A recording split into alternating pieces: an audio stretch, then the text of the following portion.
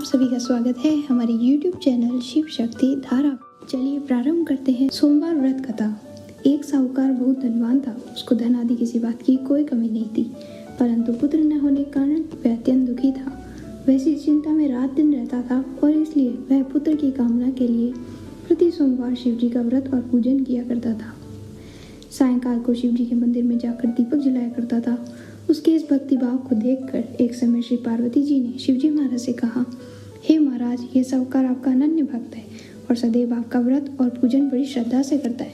अंततः इसकी मनोकामना पूर्ण करनी चाहिए। शिवजी ने कहा कि पार्वती जी, यह संसार कर्म क्षेत्र है। जैसा किसान खेत में जैसा बीज बोता है वैसा ही फल काटता है, उसी तरह इस संसार में जैसा कर्म करते हैं वैसा ही फल भोगते हैं। पार्वती जी ने कहा कि महाराज, जब ये आपका ऐसा भक्त है और यदि इसको किसी प्रकार का दुख है तो उसको अवश्य दूर करना चाहिए, क्योंकि आप तो सदैव अपने भक्तों पर दया करते हैं, उनके दुखों को दूर करते हैं। यदि आप ऐसा नहीं करेंगे तो मनुष्य क्यों कर आपकी सेवा व्रत पूजन करेंगे। पार्वती जी का ऐसा आग्रह कर देख शिवजी महाराज प्रसन्न होकर कहने लगे, हे पार्वती, इसके कोई पुत्र नहीं है। इसी पुत्र की चिंता में बहुत दुखी रहता है। इसके भाग्य में पुत्र न होने पर भी मैं इसको पुत्र प्राप्ति का वर देता हूँ, परंतु वह पुत्र केवल 12 वर्ष तक ही जीवित रहेगा। इसके पश्चात वह मृत्यु को प्राप्त होगा। इससे अधिक मैं कुछ और इसके लिए नहीं कर सकता।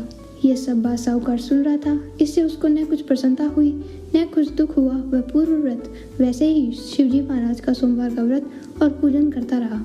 उस समय व्यतीत हो जाने पर साहूकार की स्त्री गर्भवती हुई और 10वें महीने उसके गर्भ से अति सुंदर पुत्र की प्राप्ति हुई।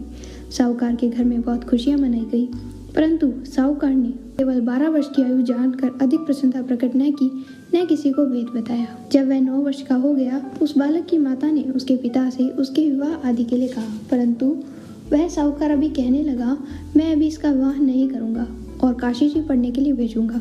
फिर उस साहूकार ने अपने साले अर्थात बालक के मामा को बुलाया और उसको बहुत सा धन देकर कहा, तुम इस बालक को काशी जी पढ़ने ले जाओ। रास्ते में जिस जगह भी जाओ वह यज्ञ करते, दान देते, ब्राह्मण को भोजन कराते जाओ। इस प्रकार वे दोनों मामा भांजे सब जगह यज्ञ करते, ब्राह्मण को भोजन कराते जा रहे थे। रास्ते में उनको एक शहर पड़ा। उस शहर की राजा का कन्या का विवाह था और दूसरा राजा का लड़का जो विवाह के लिए बारात लेके आया था, वह एकांक से काना था। लड़के के पिता को इस बात की बड़ी चिंता थी कि कहीं वर को देख कन्या के माता पिता विवाह में किसी प्रकार की अड़चन पैदा न कर दें। इस कारण जब उसने अति सुंदर सेठ की लड़की को देखा तो मन में विचार किया कि क्यों न दरवाजे के समय पर इस लड़के से वर का काम ले लिया जाए। ऐसा विचार कर राजा ने उस लड़के और उसके मामा से कहा तो वे राजी हो गए। साहूकार के लड़के को स्नान आदि करा, वर के कपड़े पहना, घोड़ी पर चढ़ा, दरवाजे पर ले गए। बड़ी शांति सब कार्य हो गए। अब वर के पिता ने सोचा, यदि विवाह का कार्य भी इस लड़के से करा दिया जाए तो क्या बुराई है। ऐसा विचार कर उसके मामा से कहा, यदि आप फेर और कन्यादान का काम करा दे तो आपकी बड़ी कृपा होगी। हम इसके बदले आपको बहुत सा धन देंगे। उन्होंने स्वीकार कर लिया। विवाह का कार्य बहुत अच्छी तरीके से हो गया, परंतु जिस समय लड़का जाने लगा तो उसने राजकुमारी की चुंदरी के पल्ले पे लिख दिया कि तेरा विवाह तो मेरे साथ हुआ है, परंतु जिस राजकुमार के साथ तुमको भेजेंगे वह एकांक से काना है और मैं तो काशी जी पढ़ने जा रहा हूँ। उस राजकुमारी ने जब अपनी चुंदरी पर ऐसा लिखा हुआ पाया तो उसने राजकुमार के साथ जाने से इनकार कर दिया। कहा कि मेरा पति यह नहीं है, मेरा विवाह इसके साथ नहीं हुआ है, वह तो काशी जी पढ़ने गया है। कुमारी के माता पिता ने अपनी कन्या को विदा नहीं किया। उधर बारात वापस चली गई। सेठ का लड़का और उसका मामा उसी प्रकार काशी जी पहुंच गए। वहां जाकर उन्होंने यज्ञ करना, लड़के ने पढ़ना शुरू कर दिया। जब लड़के की आयु 12 वर्ष की हो गई तब एक दिन उन्होंने यज्ञ रच रखा था कि उस लड़के ने अपने मामा से कहा, मामा जी, आज मेरी तबीयत कुछ ठीक नहीं। मामा ने कहा, अंदर जाकर सो जाओ। लड़का अंदर जाकर सो गया और थोड़ी देर पश्चात उसके प्राण निकल गए।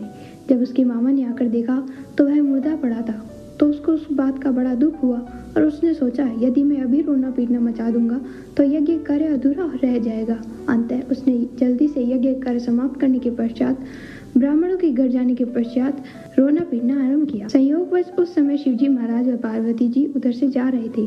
जब उन्होंने जोर जोर से रोने पीटने की आवाज सुनी तो पार्वती जी शिवजी को आग्रह कर उसके पास ले गई और सुंदर लड़के को मरा हुआ देखकर कहने लगी, हे महाराज, ये तुलसी सेठ का लड़का है जो आपके वरदान से पैदा हुआ था। शिवजी ने कहा कि पार्वती जी, इसकी आयु इतनी ही थी, सो भोग चुका।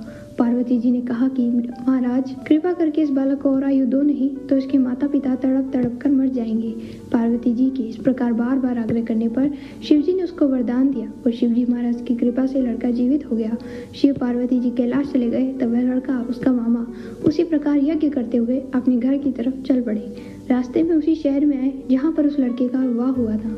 वहाँ पर आकर जब उन्होंने यज्ञ करना आरंभ कर दिया तो उस लड़के के ससुर ने उसे पहचान लिया और अपने महल में लाकर उसकी बड़ी खातिर की, साथ ही बहुत सा धन दिया और दासियों सहित बड़े आदर सत्कार के साथ अपनी लड़की और जमाई को विदा किया। जब वह अपने शहर के निकट आए तो उसके मामा ने कहा, पहले मैं तुम्हारे घर जाकर खबर कराता हूँ। उस समय उसके माता पिता अपने घर की छत पर बैठे हुए थे। उन्होंने यह प्रण कर रखा था, यदि हमारा पुत्र सकुशल घर आ जाएगा तो राजी खुशी नीचे आ जाएंगे, नहीं तो छत से गिरकर अपने प्राण दे देंगे।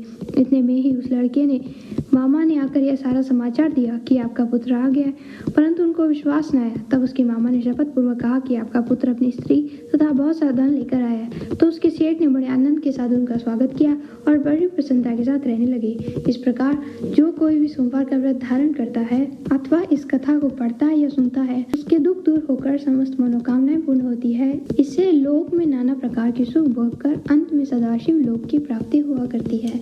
ओम नमः शिवाय।